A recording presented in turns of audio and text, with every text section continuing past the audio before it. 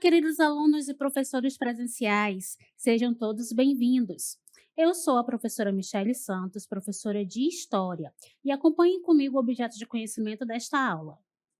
Aula número 9, objeto de conhecimento, o período varguista e suas contradições. Detalhamento, era Vargas, período varguista e suas contradições. Vamos à nossa aula?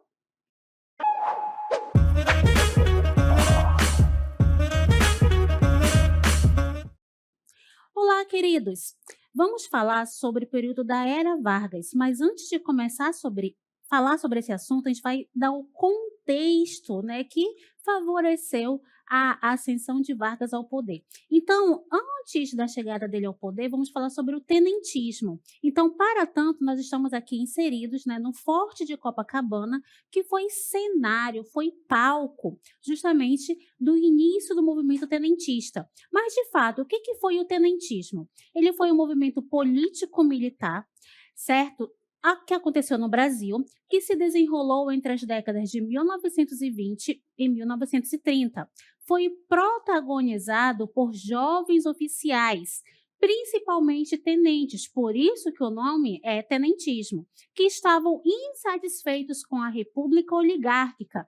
Lembrando que a República Oligárquica era marcada pela permanência de políticos mineiros e paulistas no poder, também conhecido como República do Café com Leite, certo? Então, o tenentismo, né, teve inspiração em ideais nacionalistas, democráticos e socialistas. Esses militares buscavam romper com o sistema político vigente. Qual era o sistema político da época?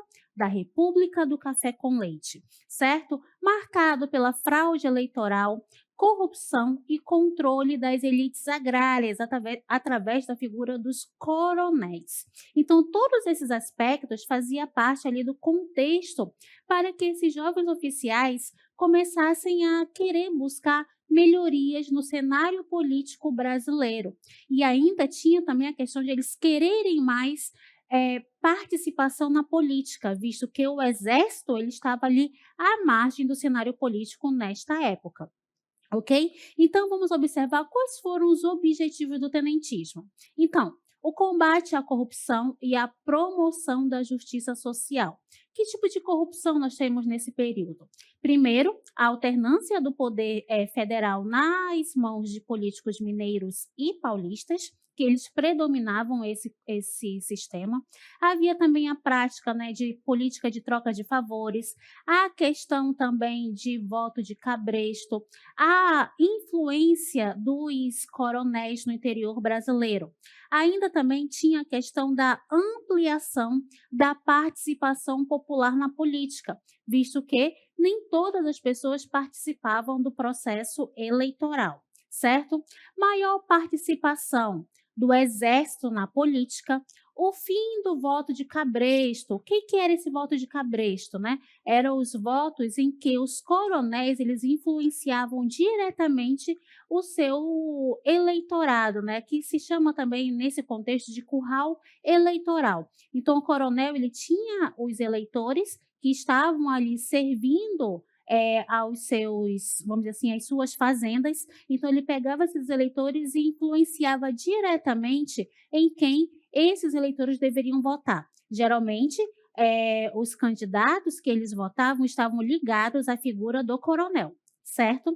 E também vamos verificar a defesa de reformas sociais e econômicas. Eles queriam ter essa mudança de visão, de postura dentro do cenário político, certo?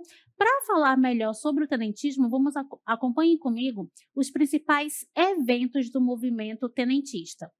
O primeiro deles é a revolta do 18 do Forte de Copacabana, por isso que nós estávamos ali inseridos, né, naquele cenário que faz referência a esse forte. Foi a primeira insurreição tenentista liderada por jovens oficiais no Rio de Janeiro. Nesse momento, houve protesto contra a posse de Arthur Bernardes como presidente. Professora, quem é Arthur Bernardes? Arthur Bernardes ele era uma continuidade justamente da política do café com leite. Então, por, né, os tenentes quererem romper com essa questão desse tipo de república, eles começaram a protestar contra a posse desse candidato, né, desse presidente que foi eleito, certo? Continuando, vamos observar aí, né, que recebeu esse nome, Revolta do 18 do Forte, porque apenas 18 oficiais, né, marcharam, né, decidiram ali marchar pelas ruas de Copacabana. Foi considerada uma missão suicida. Por quê? Imaginem só, né? Nós temos aqui na imagem, vocês estão observando aí algumas pessoas caminhando, né? No texto fala 18 oficiais e praças. Quem eram esses praças? Eram oficiais, né? Eram soldados de baixa patente. E eles decidiram se unir aos oficiais, né? Para poder marchar contra essas fraudes que estavam acontecendo na política brasileira. Desses 18 oficiais, apenas 2, né, conseguiram sobreviver, que foi justamente Siqueira Campos e Eduardo Gomes, que estavam entre os rebeldes. Então, como é que aconteceu o confronto e desfecho, né? Como aconteceu o confronto e como acabou esse movimento? O pequeno grupo marchou em direção às forças governamentais e enfrentou uma superioridade numérica esmagadora. Então, de um lado tinham os 18 oficiais e do outro lado havia a força governamental. Então, por isso que foi considerada aí uma missão suicida.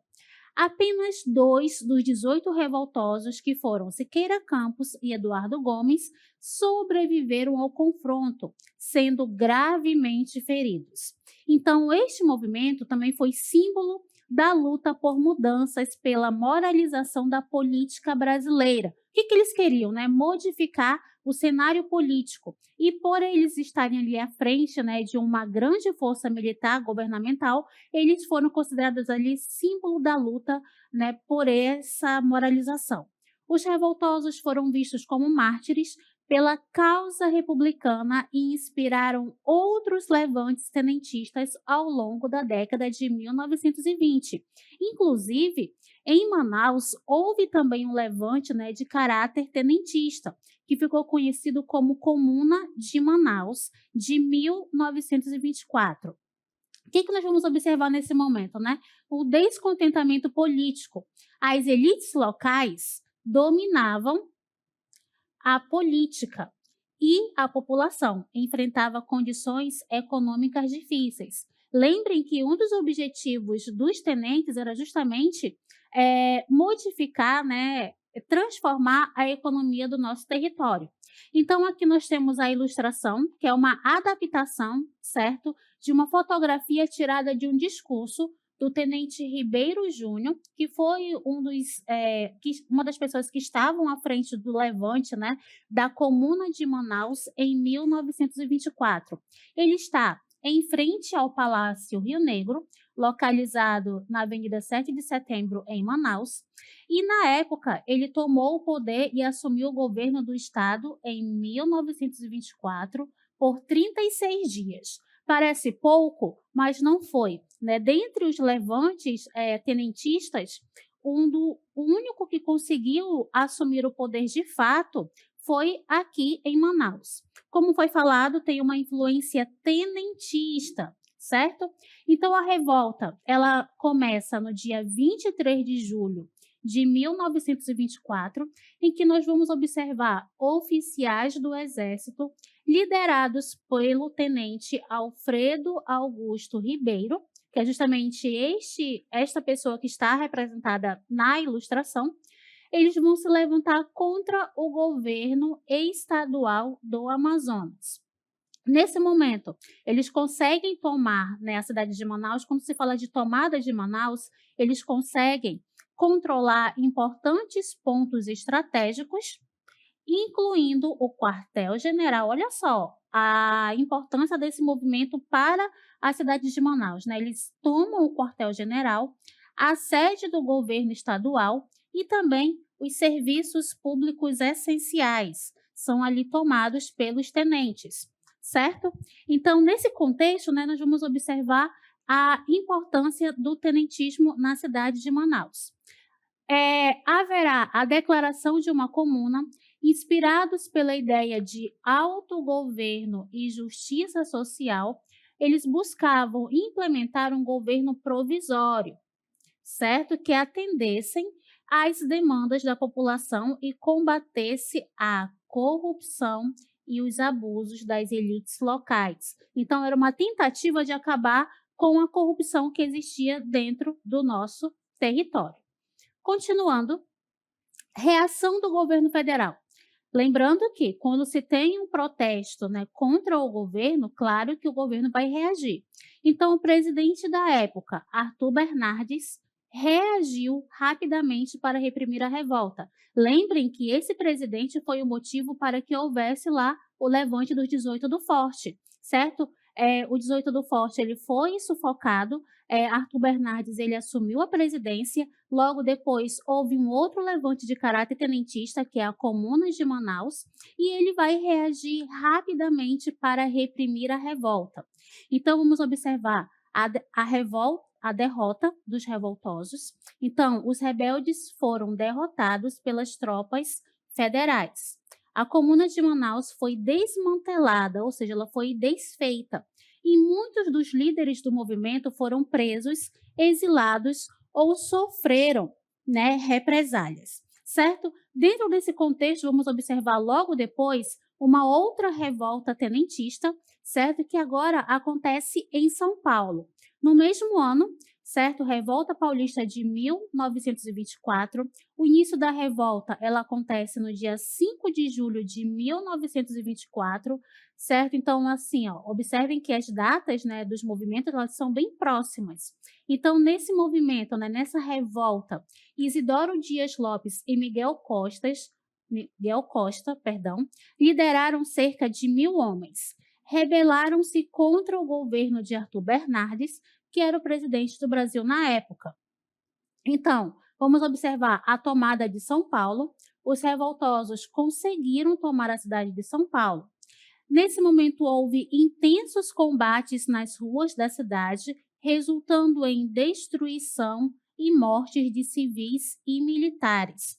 Então, observe aqui na imagem que nós temos justamente, né, esses locais aqui, ó, de bombardeio, certo? De artilharia pesada, né? De acordo com alguns historiadores, né, houve uma destruição em massa de muitos pontos importantes da cidade de São Paulo, ok? Continuando, vamos observar agora os objetivos, né, desse movimento. Os líderes tenentistas buscavam depor o governo de Arthur Bernardes, implementar reformas políticas e sociais e desejavam criar um movimento nacional de insurreição. Claro que toda uma ação requer uma reação. A reação do governo federal vai ser a seguinte: vai reagir rapidamente enviando tropas federais para São Paulo para reprimir a revolta. Após semanas de combates, as forças governamentais conseguiram retomar o controle da cidade em meados de julho de 1924. Quando se fala em meados, quer dizer na metade de julho, então não demorou tanto tempo no poder. Os revoltosos conseguiram assumir o controle da cidade de São Paulo, mas pela influência política que a cidade de São Paulo possuía, né, o governo federal logo se organizou para acabar com esta revolta, certo? E para isso eles investiram pesado em armamento, em tropas, né, militares para sufocar os tenentes que estavam ali revoltados na cidade de São Paulo. E nesse contexto acontece a fuga dos revoltosos. Após a derrota em São Paulo, os líderes tenentistas fugiram e se dispersaram. Alguns deles, como Luiz Carlos Prestes, participaram posteriormente da Coluna Prestes, uma marcha de resistência que percorreu o interior do Brasil de 1925 a 1927, que é um outro movimento, né, tenentista, que é justamente a Coluna Prestes. Então, vamos observar que ela acontece durante 2 anos e tem uma fusão de forças rebeldes. Que fusão é essa, né? A união de forças tanto da região sudeste quanto da região sul, que vão se unir em prol, né, de buscar ali apoio popular, em prol de conscientizar a população a a saber, né, do que estava acontecendo no cenário político brasileiro. Então, qual era o principal objetivo? Conscientizar a população, ter o apoio popular, né, mostrar para a sociedade brasileira que era possível sim mudar esse cenário em qual eles estavam vivendo. Eles percorreram aproximadamente 25 mil quilômetros, atravessando 13 estados brasileiros. Eles utilizavam as técnicas de guerrilha. O que, que seria isso, né? Eram movimentos, né, rápidos. Eles evitavam o confronto direto com as tropas governamentais, até porque eles sabiam que não conseguiriam, né, vencer as tropas, visto, né, que eles passaram por outros levantes militares e eles foram derrotados. Então, eles sabiam que eles não conseguiam combater diretamente com as tropas do governo. E eles também buscavam apoio popular, que poderia ser por meio de informações que eles conseguiam através da movimentação das tropas, né, militares, através também de conseguir abrigo e também alimentos durante esse percurso que eles realizaram em prol de de conscientizar a população brasileira do movimento que eles queriam lançar, certo? Então, qual vai ser o impacto e as consequências da coluna Prestes? Bem, vai haver uma falha em derrubar o governo, eles vão ali se articular, mas eles não conseguem derrubar de fato o governo. Vai se tornar um símbolo de resistência e luta pela justiça social e também pela moralização da política brasileira. Nesse contexto, Luiz Carlos Prestes vai ganhar notoriedade na política brasileira e movimentos tenentistas vão contribuir para o clima de insatisfação que vai culminar na Revolução de 30, que é justamente, né, nessa Revolução de 30 que Getúlio Vargas ascende ao poder. Então, vocês viram o que os tenentes queriam, né? Eles queriam modificar a estrutura política do país e também queria moralizar a política, queria acabar com os casos de corrupção, queria ali implementar um sistema eleitoral diferenciado. E esses pontos que os tenentes colocaram, reivindicavam, vão ser concretizados no governo de Getúlio Vargas, certo? Então vamos lá. A Revolução de 30. Qual é o contexto histórico? Descontentamento com a política do café com leite, impacto da quebra da Bolsa de Nova York em 1929 na produção cafeeira brasileira. Professora, peraí, como é que, né, a economia internacional vai afetar a economia brasileira? Gente, é simples. O Brasil, ele era um grande produtor de café e o maior consumidor do nosso café era justamente os Estados Unidos. Então, quando houve uma crise econômica nos Estados Unidos, automaticamente vai afetar os seus, vamos dizer assim, contratados econômicos, ou melhor dizendo, né, seus acordos econômicos. E eles vão começar a cortar alguns acordos, dentre eles com o Brasil. Logo, a produção cafeeira vai entrar em crise, porque não vai ter ali o seu principal consumidor, né, adquirindo o produto. E isso vai gerar uma instabilidade econômica, certo? Então, essa associação entre justamente a política internacional com a política nacional nesse contexto. E também vamos observar dentro desse contexto, né, da Revolução de 30, o movimento tenentista, como já foi falado para vocês anteriormente. Então, quais serão as causas imediatas? Primeiro, as eleições de 1930, em que nós temos ali a figura de Washington Luiz, que é paulista, que vai apoiar a candidatura de Júlio Prestes, que é outro paulista. Mas olha só, Júlio Prestes, ele não é irmão de Luiz Carlos Prestes, tá? Como alguns podem pensar aí, eles não eram parentes, não tinha nada a ver, não tinha nenhuma relação ali familiar entre eles. Então, nesse contexto, né, houve ali uma contrariedade do acordo informal de alternância do poder. Por quê? Lembrem que nós estamos no contexto da política do café com leite. Então, se o Washington Luiz é paulista, automaticamente o próximo candidato que ele deveria apoiar deveria ser um mineiro. Só que ele não faz isso, certo? Também vamos observar aqui a questão das fraudes eleitorais, com as denúncias de fraudes e manipulações por conta ali do voto de cabresto. A Aliança Liberal vai surgir nesse contexto, que é uma coalizão, né, uma união, que incluía Minas Gerais, Rio Grande do Sul e Paraíba. Olha só, está saindo do eixo ali da política do café com leite. Minas Gerais, vendo que está perdendo território no quadro geral, no quadro federal, vai se aliar a outros estados que também querem uma representatividade política. E a figura que vai surgir nessa aliança liberal é justamente Getúlio Vargas, certo? Que vai vir como candidato a presidente e João Pessoa como seu vice. Nesse contexto, vamos observar que João Pessoa ele foi assassinado em julho de 1930. E isso vai servir como catalisador para a revolução, certo? Vale lembrar, né, que o motivo da morte de João Pessoa não está vinculado à política, mas sim a uma vingança pessoal, certo?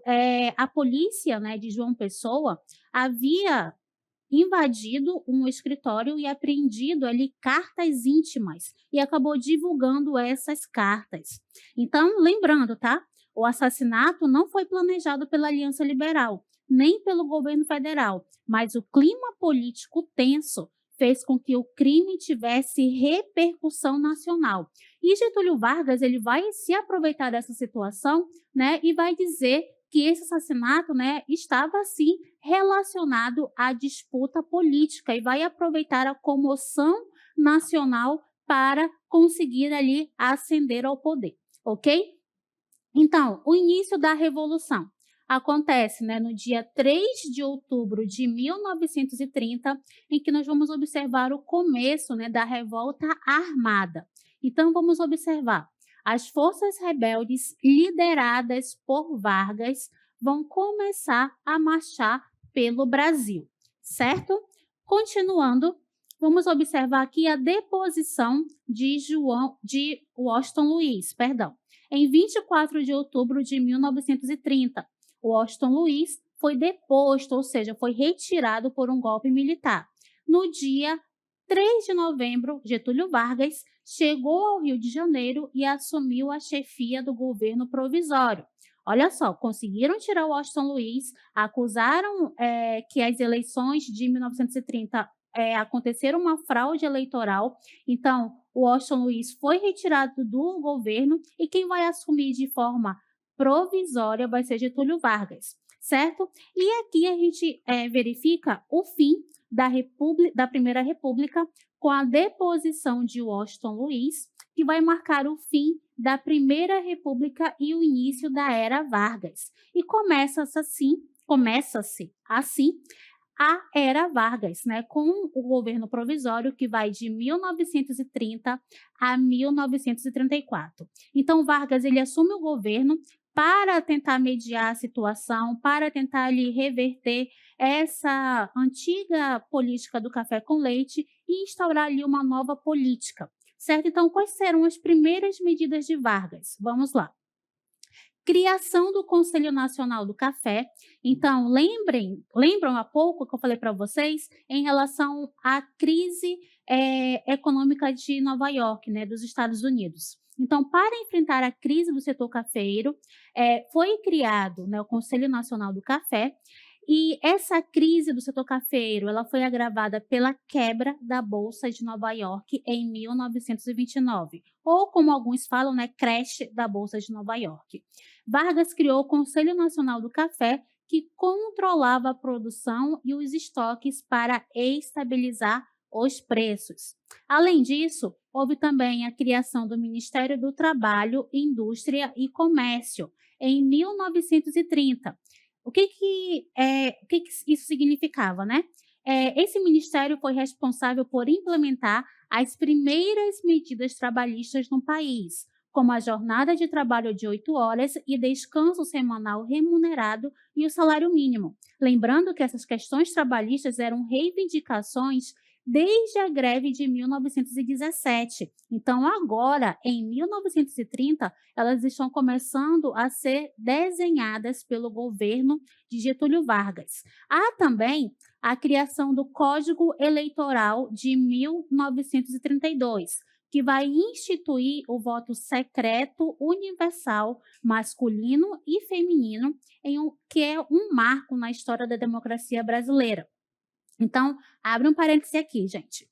Até esse Código Eleitoral, o voto ele era aberto. O que que isso quer dizer? O eleitor ia até a sala de votação, falava em voz alta em quem ele ia votar, certo? E aí a pessoa que marcava a cédula dizendo quem era o candidato. Então havia essa questão do voto aberto e isso ajudava, né, justamente no voto de cabresto, que era uma prática bem peculiar desse período da República do Brasil, certo? Em que o coronel ele influenciava e ele fiscalizava em quem o eleitor estava votando, certo? Então, com esse Código Eleitoral, o voto ele passa a ser secreto, tanto para homens quanto para mulheres, ok? Então, vamos verificar a legislação trabalhista. Durante o governo provisório, foram introduzidas diversas leis trabalhistas que beneficiavam os trabalhadores, incluindo a regulamentação da jornada de trabalho, o direito ao repouso semanal remunerado e também a instituição de férias anuais remuneradas.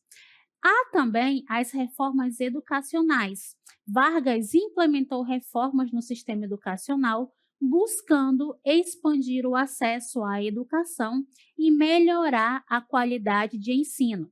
Ele também incentivou a criação de universidades e institutos de pesquisa.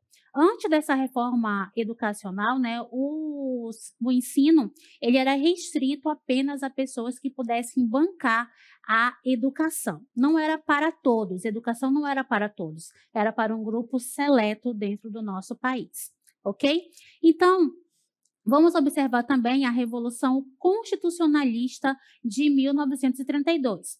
Vargas assume o governo, porém nem tudo vai ser flores. Ele vai também encontrar ali uma certa oposição, certo? Então, qual vai ser a causa dessa revolução? O principal desafio ao governo provisório de Vargas, certo? Foi a Revolução Constitucionalista de 1932, liderada por São Paulo, que exigia a reconstitucionalização do país e a convocação de uma Assembleia Constituinte. Professora, o que isso quer dizer? Bem, se o governo é provisório, Vargas ele deveria sair do poder brevemente. Mas olha só, ele entra no poder em 1930 e estamos em 1932. Então, ele tomou ali medidas, ele fez algumas mudanças, porém, ele permanecia no poder. Então, o que São Paulo queria? Que houvesse uma nova Constituição, novas leis para o novo sistema político, né, para o novo sistema, para a nova vida que o Brasil estava tomando. Então, por isso que eles foram às ruas buscar pela implementação de uma nova Constituição, um novo Código de Leis para o país. Qual vai ser o desfecho? Vamos lá. O movimento foi reprimido pelas forças leais a Vargas, mas a pressão política resultou na convocação de eleições para uma Assembleia Constituinte e houve a convocação dessa Assembleia, certo? Em que houve eleições constituintes. Em 1933, foram realizadas eleições para a Assembleia Nacional Constituinte, que teve a tarefa de elaborar uma nova Constituição para o Brasil. E essa nova Constituição é de 1934. Ela foi promulgada no dia 16 de julho de 1934, estabelecendo um regime semipresidencialista e introduzindo várias inovações como o voto secreto e obrigatório, a criação da justiça eleitoral e a ampliação dos direitos trabalhistas. Como consequência, nós trouxemos aqui para vocês as características da Constituição de 34, né, de um mapa mental. Então, vocês podem observar aqui a promulgação que acontece, né, através das eleições constituintes em 1933 e ela foi promulgada no dia 16 de julho de 1934. Tem como característico o presidencialismo, a figura do presidente chefe, né, do Estado, o voto secreto e obrigatório e a criação da justiça eleitoral. Temos os direitos trabalhistas sendo assegurados pela Constituição, como férias remuneradas, descanso semanal e uma jornada de trabalho de 8 horas, a educação, né, primária, que passa a ser pública, ou seja, na época, né, da primeira à quarta série, era, né, era de forma gratuita e era assegurada pelo Estado. Criação de instituições de ensino superior também. E em relação à política, vamos observar a adoção do federalismo com autonomia estatal e também a presença de interventores estatais que eram ali colocados pelo presidente do Brasil, que na época era Getúlio Vargas. Então, qual vai ser o impacto e o legado? Vamos observar a transformação do Estado brasileiro e início de uma transformação profunda no Estado com maior centralização do poder, certo?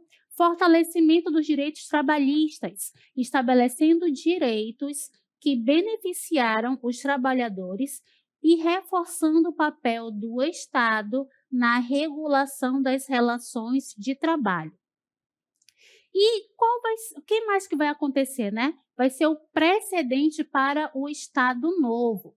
As medidas de centralização e controle adotadas por Vargas estabeleceram um precedente que seria ampliado durante o Estado Novo, que é quando Vargas, né, ele instaura uma ditadura, certo? No país. Então, queridos, este foi o conteúdo da nossa aula. Passamos pelo movimento tenentista como forma de dar o contexto para a ascensão de Vargas ao poder. Espero que vocês tenham compreendido o conteúdo da nossa aula e até a próxima.